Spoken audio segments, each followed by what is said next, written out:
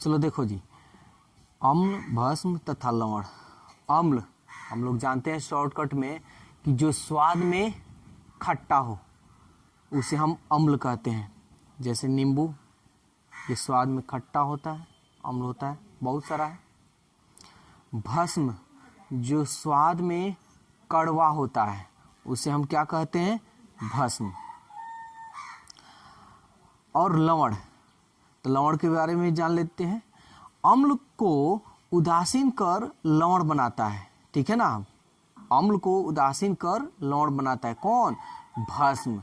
भस्म क्या करता है, अम्ल को उदासीन कर देता है, यानी उसकी जो स्वाद होता है वो खत्म कर देता है, और खत्म कर कर उसको क्या कर देता है, लवण बना देता है, ठीक है। विद्युत अपघटय, इलेक्ट्रोलिट, यानी सभी अम्ल, भस्म तथा लवण जलीय विलयन विद्युत का संचालन करते हैं। यानी ये अम्ल हो गया, भस्म हो गया, लवण हो गया, ये जलीय विलयन में क्या करते हैं, विद्युत का संचालन करते हैं, यानी बिजली उत्पादन करते हैं। जो बिजली, जो जलीय विलयन बिजली उत्पादन करेगा उसको हम विद्युत अपघटय कहेंगे। और जो जलीय विलयन बिजली उत्पादन नहीं करे उसको हम क्या बोलेंगे, विद्युत अनपघटय, यानी नॉन इलेक्ट्रोलिट। कोई दिक्कत नहीं ना है।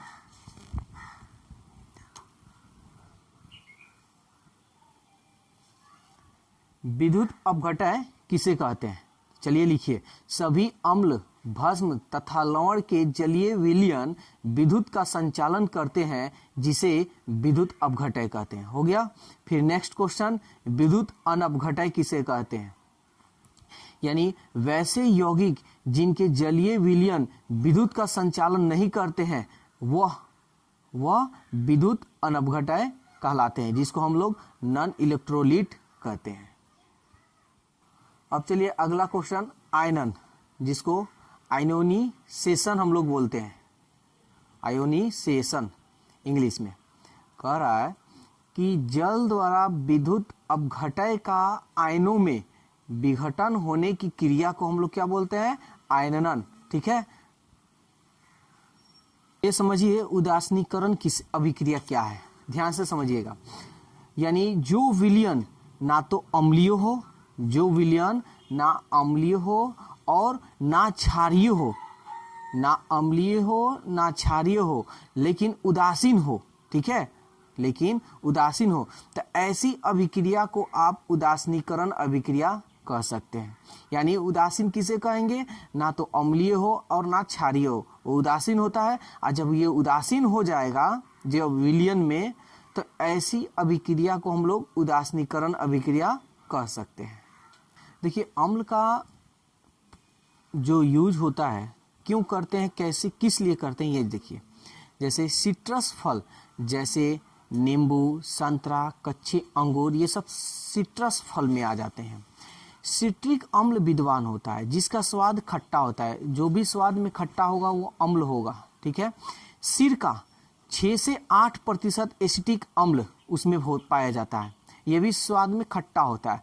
और सिरका का उपयोग आप लोग अच्छी तरह से जानते होंगे कि अचार बनाने में किया जाता है, अचार में यूज किया जाता है। तो अचार में इसका क्यों यूज किया जाता है, क्योंकि आप जानते हैं कि साल भर 2-2 साल तक अचार आप लोग रख देते हैं तो खराब नहीं होता है।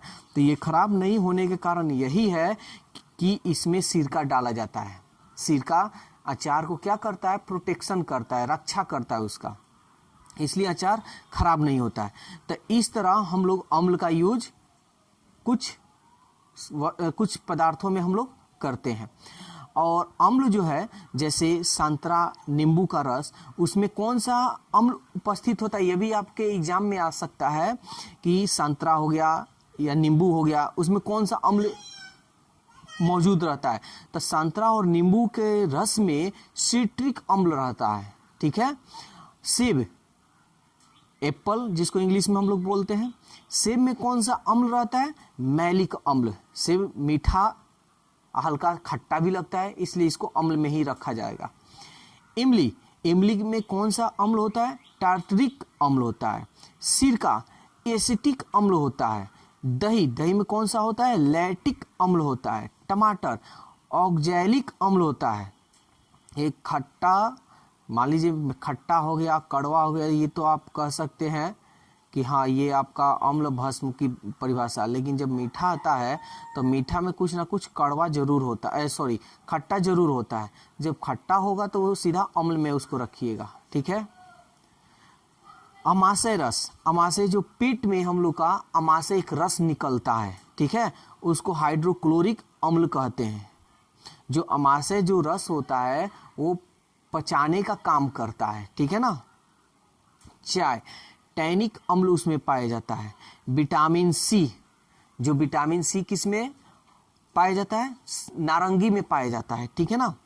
तो इसमें एस्कॉर्बिक अम्ल पाया जाता है। लाल चींटी, जो लाल चींटी होती है उसमें कौन सा, फॉर्मिक अम्ल। यही लाल जो चींटी होती है जब काटती है तो वो अपने यानी जहाँ काटेगी वहाँ पे वो फॉर्मिक अम्ल छोड़ देती है, जिसके वजह से बिख जो होता है, विषैला कुछ पदार्थ है जो फॉर्मिक अम्ल होता है वो छोड़ देती है, जिसके वजह से आदमी को प्रॉब्लम होने लगता है, यानी विषैला होता है, ठीक है।